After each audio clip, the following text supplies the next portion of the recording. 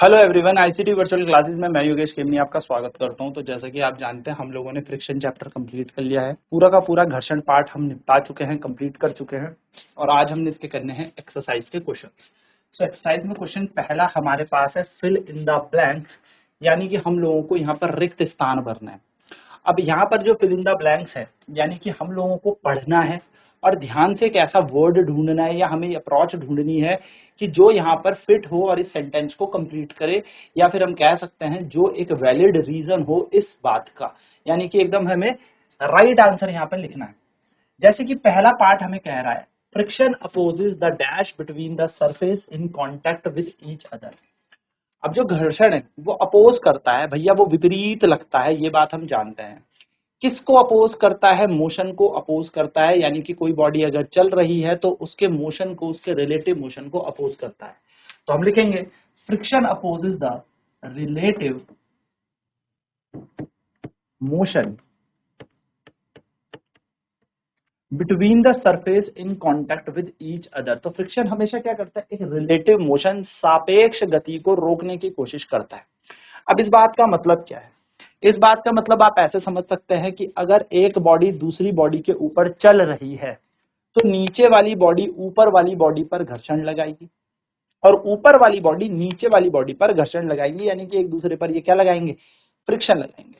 तो जैसे ये इसके ऊपर चल रही है तो यहां से जब आगे चली तो क्या लगाया? नीचे वाली बॉडी ने एक अपोजिंग फोर्स लगाया कि तू रुक जा, ऊपर वाली को रोकना चाहा। वहीं पर ये ऊपर वाली बॉडी इसको अपने साथ आगे ले जाना चाह रही थी या अपने साथ आगे ले जा रही थी। तो हुआ क्या? घर्षण दो बॉडी के बीच होने वाले रिलेटिव मोशन को अपोज करता है, यानी कि रिलेटिव मोशन को रोकता है। यानी कि ऊपर वाली बॉडी ने आगे मूव किया, घर्षण पीछे लग रहा है। ऊपर वाली बॉडी ने आगे मूव किया, घर्षण पीछे लग रहा है, और पीछे वाली बॉडी इसको रोक रही है, यानी कि घर्षण इधर लग रहा है। तो घर्षण हमेशा रिलेटिव मोशन को अपोज करता है, हमेशा सापेक्ष गति के विपरीत ये लगता है, हमेशा गति का ये अवरोध करेगा, इसको रोकने की कोशिश करेगा। नेक्स्ट है friction depends on the dash of the surface. अब एक बात खुद सोचिए, जो घर्षण है वो किस पे निर्भर करता है भाई? सतह के ऊपर। अब सतह जितनी चिकनी होगी, जितना स्मूथ होगी, जितना ज्यादा उसके अंदर स्मूथनेस होगी, घर्षण उतना कम हो जाएगा। एंड सतह जितनी खुरदुरी होगी, यानी कि सरफेस जितना ज्यादा रफ होगा, उतना ज्यादा यहाँ पर घर्षण बढ़ जाएगा। उदाहरण के तौर पे आप ये समझ सकते हैं कि अब अगर आप एक बॉक्स को टाइल्स या पत्थर, मैं कह सकता हूँ मार्बल के, जो मार्बल का फ्लोर होता है ना, उसके ऊपर धक्का दें, और अगर उसी बॉक्स को आप जमीन रोड पे रखें, जो कंक्रीट रोड होती है, उस पे धक्का दें, तो आप देखेंगे कि आपको ज्यादा फोर्स, यानी कि ज्यादा ताकत, या मैं कह सकता हूँ ज्यादा जान कहाँ लगानी पड़ेगी उस बॉक्स को मूव कराने के लिए, जब आप उसको धक्का दे रहे होंगे कंक्रीट की रोड पर, रेदर देन जब आप उसको धक्का दे रहे हो एक फ्लोर पे, एक स्मूथ सरफेस पे।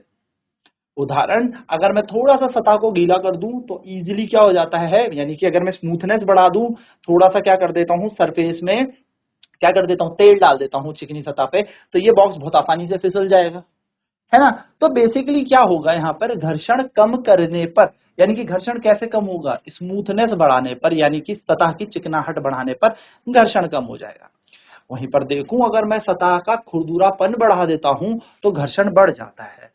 तो ये बात आपको छोटी सी ध्यान में रखनी है कि friction depend upon the nature of the surface, यानी कि सतह की प्रकृति कैसी है, नेचर कैसा है। नेचर जितना ज्यादा स्मूथ, फ्रिक्शन उतना कम। आई मीन सतह, सरफेस जितना ज्यादा स्मूथ, फ्रिक्शन उतना कम। सरफेस जितना ज्यादा रफ, फ्रिक्शन उतना ज्यादा, है ना। तो फ्रिक्शन डिपेंड करता है नेचर ऑफ द सरफेस पे। तीसरा क्वेश्चन कह रहा है फ्रिक्शन प्रोड्यूसेस। बच्चे लोग, अगर फ्रिक्शन होगा तो क्या क्या उत्पन्न किया जा सकता है? तो फ्रिक्शन का सबसे अच्छा उदाहरण, अपने दोनों हाथ ऐसे ऐसे रब करना शुरू करो तो आप देखोगे कि धीरे धीरे आपके हथेली गर्म होने लगेगी, यानी कि आपके पास हीट आने लगेगी। सर्दियों में करते हैं ना, तो सर्दियों में इसको करने का मतलब क्या होता है कि हम हाथ को रब करेंगे तो फ्रिक्शन से हीट जनरेट होगी। तो हीट का मतलब क्या हो गया? ऊष्मा, यानी कि घर्षण से ऊष्मा जनरेट होती है, फ्रिक्शन से हीट प्रोड्यूस होती है। तो हम लिख सकते हैं फ्रिक्शन प्रोड्यूसेस हीट। क्या सर सिर्फ हीट ही प्रोड्यूस होता है? नहीं, अगर कोई टायर है और वो एक फ्रिक्शन वाली सतह पे, बहुत ज्यादा घर्षण वाली सतह है, तो वो वहां पर क्या कर सकता है, घर्षण अगर कम हो जाएगा तो टायर फिसल जाएगा, तो वियरिंग एंड टीयरिंग भी कर सकता है। तो यानी कि हम यहाँ पे लिख सकते हैं friction produces wearing and tearing, but यहाँ पर heat is the proper answer.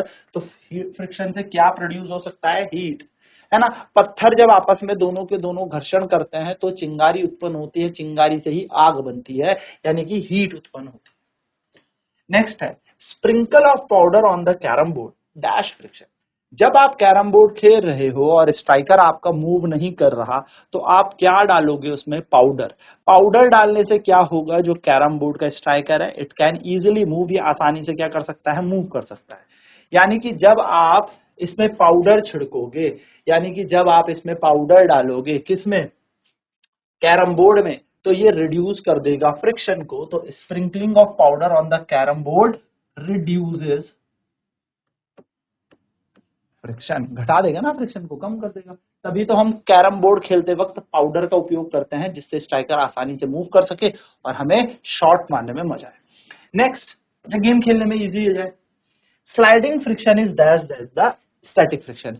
Sliding का मतलब किसी बॉडी का किसी बॉडी के ऊपर स्लाइड करके चलना। हम जब स्लाइड करते हैं तो किसी बॉडी के ऊपर फिसल के जा रहे हैं बेसिकली, ठीक है, मूव कर रहे हैं। तो स्लाइडिंग फ्रिक्शन हमेशा स्टैटिक फ्रिक्शन की तुलना कम होगा या ज्यादा होगा। दोस्तों स्टैटिक फ्रिक्शन का मतलब, जब जैसे कोई बक्सा है और वो जमीन पे खड़ा है, रखा हुआ है और अभी मूव नहीं हुआ, तो हम उसे धक्का दे रहे हैं, धक्का दे रहे हैं, धक्का दे रहे हैं, पर वो मूव तो नहीं कर रहा। क्यों नहीं मूव कर रहा, क्योंकि उसके नीचे जो सतह की इंटरलॉकिंग है बहुत ज्यादा, और उसको मूव नहीं होने दे रही। जबकि कोई वस्तु अगर चल रही है तो उसे हल्का सा भी धक्का दोगे तो चलती ही जाएगी। यानी कि स्लाइडिंग फ्रिक्शन हमेशा कम होगा स्टैटिक फ्रिक्शन से। तो sliding friction is less than the static friction, हमेशा कम होता है। तो तीन तरीके के घर्षण हमने पढ़े। पहला स्टैटिक, जब कोई बॉडी रेस्ट में है उसको मूव कराने की हम कोशिश करेंगे, लेकिन रहेगी वो बॉडी रेस्ट में, क्योंकि उस टाइम फ्रिक्शन बहुत ज्यादा है, बॉडी मूव नहीं कर पा रहा है। दूसरी, जब कोई बॉडी स्लाइड करने लगेगी, उस दौरान सतह से जो उस वस्तु पर घर्षण लगेगा वो स्लाइडिंग फ्रिक्शन। एंड जब कोई बॉडी रोल करेगी, यानी कि टायर्स से क्या करने लगे, रोल करने लगे, चलने लगे, तो टायर्स के थ्रू जो फ्रिक्शन लगता है that is known as rolling friction. तो हमारे पास यहाँ पर ये बात ध्यान में रखनी है। तो हमारे पास ये तीन चीजें ध्यान में रखने वाली हैं। एंड यस, चलिए पहला क्वेश्चन नोट करते हैं, देन बढ़ेंगे हम नेक्स्ट क्वेश्चन की तरफ।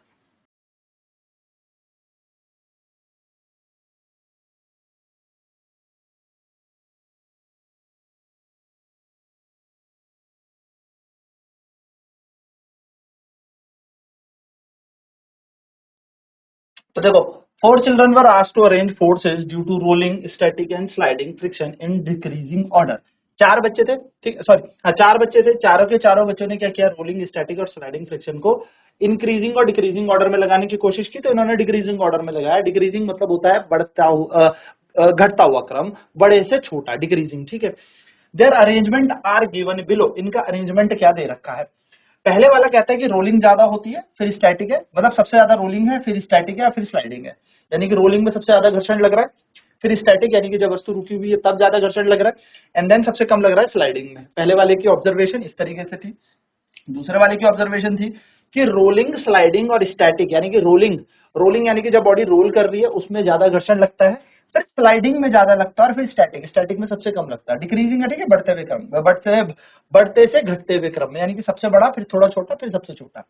फिर एक कह रहा है स्टैटिक सबसे ज्यादा है, स्लाइडिंग उससे थोड़ा कम होता है, रोलिंग बहुत ही कम होता है। थर्ड वाले की ऑब्जर्वेशन ये है।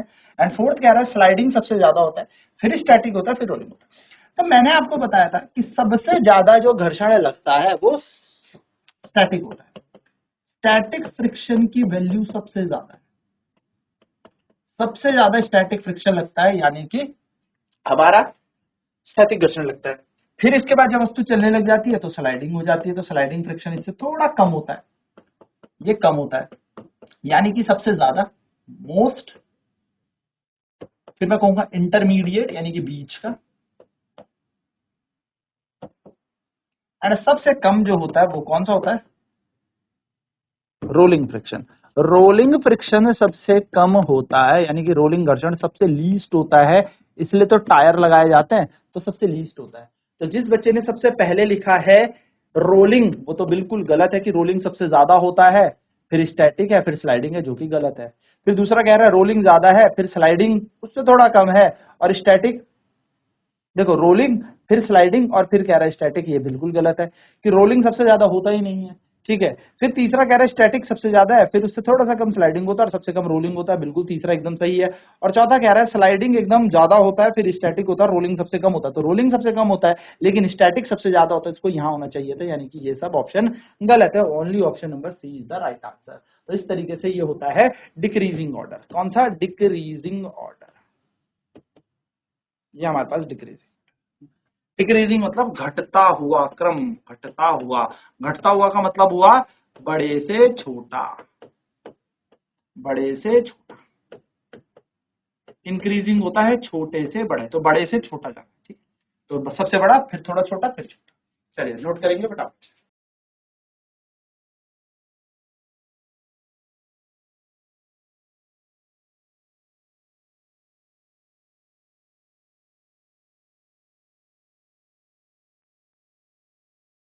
चलिए नेक्स्ट कह रहा है Alida run her toy car on a dry marble floor. Alida ने क्या किया, अपनी कार पकड़ी, जो एक टॉय की कार थी बच्चों की खेलने वाली, और सूखे हुए मार्बल के फ्लोर में डाल दी। फिर वेट मार्बल के फ्लोर में की, यानी कि गीले मार्बल के फ्लोर में की। फिर न्यूज़पेपर में की और फिर टाल में की, यानी कि फिर उसके बाद उसने अखबार पे वो गाड़ी चलाई और फिर चलाई उसने टावल पे, यानी कि आप कह सकते हो तौलिए के ऊपर चलाई। ठीक है, फोर्स ऑफ फ्रिक्शन जो लग रहा था वो हर केस में लग रहा होगा। तो कह रहे हैं इंक्रीजिंग ऑर्डर। इंक्रीजिंग ऑर्डर क्या होगा, यानी कि सबसे ज्यादा बल कहां लगेगा फ्रिक्शन, फिर धीरे धीरे धीरे धीरे इंक्रीज, यानी कि बढ़ता हुआ क्रम कहां से लगेगा। तो यहां पर आपसे पूछता है बढ़ता हुआ, इंक्रीजिंग मतलब बढ़ता हुआ क्रम, बढ़ता हुआ यानी कि छोटे से बड़ा। सबसे कम कहां होगा, फिर ज्यादा कहां होगा, फिर ज्यादा कहां होगा।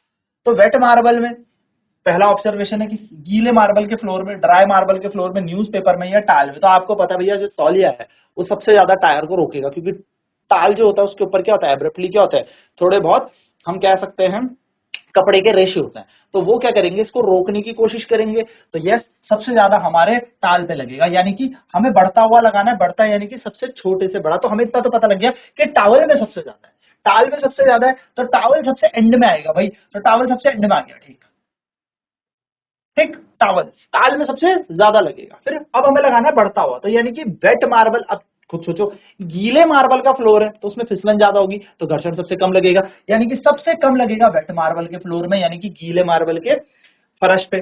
फिर ऑब्वियसली अखबार भी रखोगे तो एब्रप्टली लगेगा ना, अखबार भी तो क्या है एक हिसाब से, उसके अंदर भी थोड़े थोड़े आप कह सकते हो इंटरलॉकिंग पार्टिकल्स होते हैं। It is also kind of a rough surface. तो अखबार भी आपका क्या करेगा, कहीं ना कहीं फ्रिक्शन ज्यादा जनरेट करेगा। नेक्स्ट है ड्राई मार्बल का फ्लोर। तो ड्राई मार्बल के फ्लोर में आसानी से गाड़ी जाएगी, लेकिन वेट वाले में और तेजी से चली जाएगी या फिसल जाएगी। ठीक है, एंड देन आएगा न्यूज़पेपर और सबसे ज्यादा लगेगा टाल पे। तो हम कहेंगे बढ़ता हुए में सबसे पहले वेट मार्बल फ्लोर, फिर उससे ऊपर ड्राई मार्बल, फिर न्यूज़पेपर और सबसे ज्यादा टावल पे आ जाएगा, यानी कि यह है बढ़ता हुआ। अगर यही क्वेश्चन घटता हुआ आता तो टावल, टाल के बाद न्यूज़पेपर हो जाता, न्यूज़पेपर के बाद ड्राई मार्बल और सबसे कम हो जाता फिर यहाँ पर वेट मार्बल पे, यानी कि घटता हुआ ऐसा हो जाता। तो घटता हुआ यहाँ पे इंक्रीजिंग की जगह डिक्रीजिंग होता तो ऑप्शन नंबर सी, लेकिन क्योंकि क्वेश्चन इंक्रीजिंग बोल रहा है तो ऑप्शन नंबर ए हो जाएगा। चलिए नोट करेंगे फटाफट।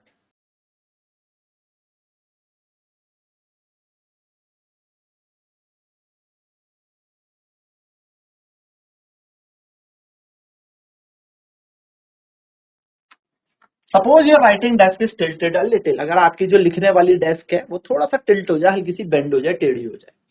अब book kept on the it start sliding down. तो जो भी किताब उसमें रखी होगी फिसल के नीचे गिरेगी ना। ऐसे आपने टेबल रखा, टेबल हल्का सा उठा दिया तो टेबल टेढ़ी हो गई। टेबल टेढ़ी होगी तो जो भी किताब रखी होगी फिसलना शुरू कर देगी। Yes. Show the direction of frictional force acting on it. तो अगर मान लो टेबल पहले यूं थी और किताब इसके ऊपर यूं थी, अब ये टेबल टेढ़ी हो गई, टेढ़ी कर दी, तो किताब ऐसे फिसलने लगेगी। तो किताब कैसे फिसलेगी, ऐसे। तो इसकी फ्रिक्शन आपसे पूछे कि फ्रिक्शन की डायरेक्शन क्या होगी, तो बच्चों फ्रिक्शन हमेशा क्या लगता है, अपोज लगता है, पीछे की तरफ लगेगा। तो फ्रिक्शन की डायरेक्शन ये रही है। ठीक है, तो ये बुक जा रही होगी ड्यू टू ग्रेविटी, ग्रेविटी से नीचे खींच रही होगी, लेकिन फ्रिक्शन की डायरेक्शन होगी उल्टी, यानी कि बुक अगर ऐसे जा रही है तो फ्रिक्शन उल्टा लग रहा होगा। और हमेशा फ्रिक्शन ना मोशन के अपोजिट ही लगता है, कभी मोशन के साथ लगेगा ही नहीं। यानी कि अगर हम इधर जा रहे हैं तो फ्रिक्शन इधर लगेगा, हम इधर जा रहे हैं तो फ्रिक्शन इधर लगेगा, हम ऐसे जा रहे हैं तो फ्रिक्शन नीचे लगेगा, हम ऐसे जा रहे हैं तो फ्रिक्शन पीछे लगेगा, यानी फ्रिक्शन हमेशा अपोजिट ही लगेगा। तो बुक नीचे की तरफ आएगी तो ऐसे लगेगा। अब देखो इसमें ऐसे भी तो हो सकता है ना, आपने टेबल ऐसे नहीं ऐसे कर दिया, तो टेबल अगर ऐसे कर दोगे तो बुक इधर गिरेगी, तो बुक इधर गिरेगी तो फ्रिक्शन पीछे लगेगा। कोई दिक्कत नहीं, फ्रिक्शन हमेशा अपोजिट लगता है। फ्रिक्शन हमेशा रिलेटिव मोशन को अपोज करता है।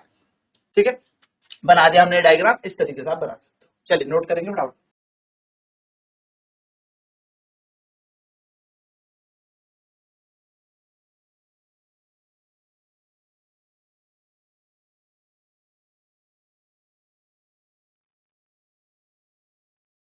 ठीक है, नेक्स्ट कह रहा है, you spill a bucket of a soapy water on a marble floor accidentally. आप ले जा रहे थे झाग से बना हुआ पानी, साबुन का झाग वाला पानी आप लेके चल रहे थे, गलती से स्पिल हो गया, वो गिर गया।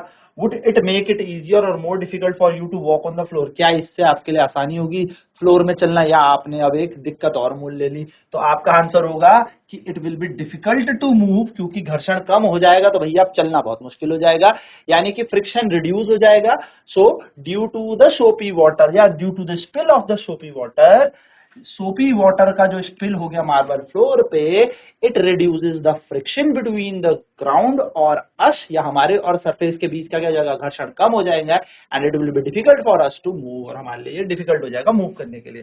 ठीक है, ये बात याद रखना। नाउ एक क्वेश्चन है, explain why sportsman use shoes with spikes. Next question देखिए वही है कि जो स्पोर्ट्समैन होते हैं वो जूते क्यों पहनते हैं जिनमें स्पाइक्स होती है। स्पाइक्स मतलब क्या होती है, छोटे छोटे छोटे छोटे क्या हो, आप कह सकते हो स्पाइक्स यहाँ पर हो आपके पास। ठीक है, तो क्यों?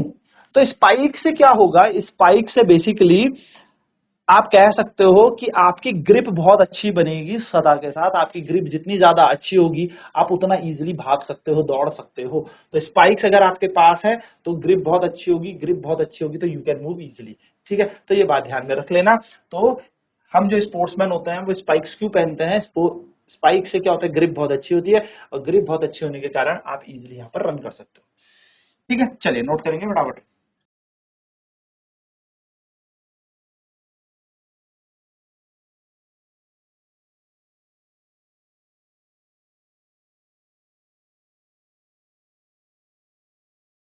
ठीक है, क्वेश्चन है, Iqbal has to push a lighter box and Seema has to put a similar heavier box on the same floor. Same box है लेकिन एक बॉक्स हैवी है, एक बॉक्स हल्का है, लाइट है। तो इकबाल को हल्के बॉक्स को धक्का लगाना है, सीमा को हैवी बॉक्स पे धक्का लगाना है, सेम फ्लोर पे है। Who will have to apply a larger force and why? अब किसको ज्यादा फोर्स लगाना पड़ेगा और क्यों? ठीक है, who will have to apply a larger force and why? तो आप खुद सोचो, जो हैवी बॉक्स होगा वो जमीन के साथ ज्यादा प्रेस होगा, ड्यू टू उसका वेट ज्यादा है। वेट ज्यादा है तो क्या होगा, जमीन के साथ ज्यादा प्रेस्ड होगा, जमीन के साथ ज्यादा जुड़ा हुआ होगा। तो हैवियर बॉक्स के अंदर प्रेसिंग बहुत ज्यादा होगी, और जितना ज्यादा प्रेस हुआ होता है सतह पे कोई बॉडी, उतना ज्यादा घर्षण लगता है। तो सीमा को आप ज्यादा बल लगाना पड़ेगा। ठीक है, सीमा को ज्यादा बल लगाना पड़ेगा इस बॉक्स को मूव कराने के लिए, क्योंकि बॉक्स यहाँ पर ज्यादा प्रेस्ड है, क्योंकि इसका बॉक्स हैवी है। इसलिए सीमा द्वारा लार्जर फोर्स लगाया जाएगा, ज्यादा बल लगाया जाएगा, जिससे बॉडी चल सके, क्योंकि घर्षण यहाँ पर सीमा सबसे ज्यादा फील कर रही है। ठीक है, नेक्स्ट है, explain why sliding friction is less than static friction. तो मैंने आपको यहाँ पर बताया था कि जो स्लाइडिंग फ्रिक्शन होता है वो क्या होता है, इंटरलॉकिंग का टाइम नहीं मिलता बॉडी को। एक्चुअली क्या होता है, बॉडी एक दूसरे के साथ इंटरलॉक होती है, ऊपर वाली बॉडी के अंदर के जो इंटरलॉकिंग पार्टिकल्स होते हैं नीचे वाली बॉडी के इंटरलॉक हुए रहते हैं, ऐसे फंसे हुए होते हैं। तो जब ऐसे फंसे हुए होते हैं तो होता क्या है कि इंटरलॉकिंग इजीली मतलब हो रखी है, तो अब ये इजीली मूव तो कर नहीं पा रहा। अब ये बॉडी इसके ऊपर है, अब ये स्लाइड कर रही है। तो जब ये स्लाइड कर रही है तो इंटरलॉकिंग का टाइम नहीं मिल पाता। आप ये कह सकते हो कि इंटरलॉकिंग प्रॉपर हो नहीं पाती, तो स्लाइडिंग के दौरान घर्षण कम लगता है। लेकिन अगर कोई बॉडी रेस्ट में है, स्टैटिक है, रुकी हुई है, स्टैटिक अवस्था में है, रुकी हुई है, तो इंटरलॉकिंग ज्यादा हो गई। इंटरलॉकिंग ज्यादा होने के कारण ये मूव नहीं कर पाएगी। तो यहां पर याद रखना कि हमारे पास जो स्लाइडिंग फ्रिक्शन है वो कम होता है स्टैटिक फ्रिक्शन से। उसका कारण यही है क्योंकि इंटरलॉकिंग बहुत कम होती है स्लाइडिंग फ्रिक्शन के दौरान between the surface and the body, और जिसके कारण ये कम से कम घर्षण में चल जाएगी। चलिए नोट करेंगे फटाफट।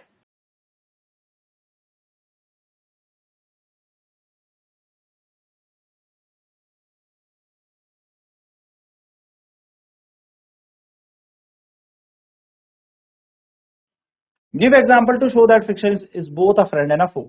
फ्रेंड का मतलब दोस्त, फो का मतलब दुश्मन, यानी कि हमें यहाँ पर एक एग्जाम्पल बताना है जिसमें घर्षण हमारा दोस्त भी है और घर्षण हमारा दुश्मन भी है, यानी कि इविल भी है। तो घर्षण कब हमारा दोस्त है? भैया वॉकिंग करनी है, चलना है, घर्षण हमारा दोस्त है ना। बिना घर्षण के आप वॉक नहीं कर सकते, तो यस, जब आपको चलना है भैया, एक स्थान से दूसरे स्थान में जाना है, वन पॉइंट से दूसरे पॉइंट में जाना है, तो फ्रिक्शन इज अ फ्रेंड। वो कब है? वो है तब जब आपको मशीन में मानो कुछ चीज करनी है, एनर्जी का लॉस ये कर रहा है, यहाँ पर घर्षण बहुत ज्यादा होने के कारण एनर्जी का लॉस हो रहा है, तो यहाँ पर दुश्मन है, क्योंकि यहाँ पर आपका ज्यादा से ज्यादा एनर्जी का वेस्टेज हो रहा है। किसकी फॉर्म में? हीट की फॉर्म में। तो घर्षण आपका कभी कभी दोस्त है, कभी कभी दुश्मन भी है। ठीक है, चलिए नोट करेंगे फटाफट से। ये भी कह सकते हैं दुश्मन के तौर पे कि अगर घर्षण बहुत ज्यादा हो जाता तो टायर का फटना हो जाता है ना, और घर्षण बहुत कम हो जाता तो टायर फिसल भी जाता है। तो दोनों केस में खतरनाक तो है ही, लेकिन घर्षण एक ठीक ठाक अमाउंट में है तो आपका दोस्त ही है। आप तभी चल पाओगे, खेल पाओगे, कूद पाओगे, तभी हो पाएगा। अगर एकदम ग्राउंड गीला है, भागो और थोड़े से में फिसल जाओगे, तो अब आपका दुश्मन है। लेकिन आपके जूते स्पाइक्स वाले, थोड़ा सा घर्षण बढ़ जाता है तो अब आप खेल पाओगे। तो बिना घर्षण के तो कुछ भी नहीं हो पाएगा। ये बात इंपॉर्टेंट है, ये ध्यान में रखने वाली बात भी है। ठीक है, तो ये छोटी छोटी बातें ध्यान में रखने वाली बातें हैं। ठीक है ना। नेक्स्ट सेम चीज यहां पर पूछ रही है, लास्ट क्वेश्चन कह रहा है explain why object moving in fluid must have special shapes. कोई भी वस्तु जो द्रव में चलती है उनकी एक स्पेशल, यानी कि एक आप कह सकते हो स्पेशल आकार क्यों होता है? तो भैया सीधी सीधी सी बात है, फ्लूइड्स जो होते हैं वो भी फ्रिक्शन लगाते हैं, और उस फ्रिक्शन को ओवरकम करने के लिए हमें एक स्पेशल शेप देनी पड़ेगी, जिसके कारण वो बॉडी इजिली से फ्रिक्शन को ओवरकम कर जाए, यानी कि फ्रिक्शन को पार कर जाए। सो दैट्स इट दोस्तों, यहां पर ये होता है हमारा पूरा का पूरा चैप्टर कंप्लीट। यहां पर हमने सारे क्वेश्चन इसके कर लिए हैं। नेक्स्ट क्लास में बात करेंगे हम अपने अगले चैप्टर की अगले यूनिट पर। आज की क्लास में इतना ही। आईसीटी वर्चुअल क्लासेज में जुड़ने के लिए धन्यवाद। आपका दिन शुभ हो।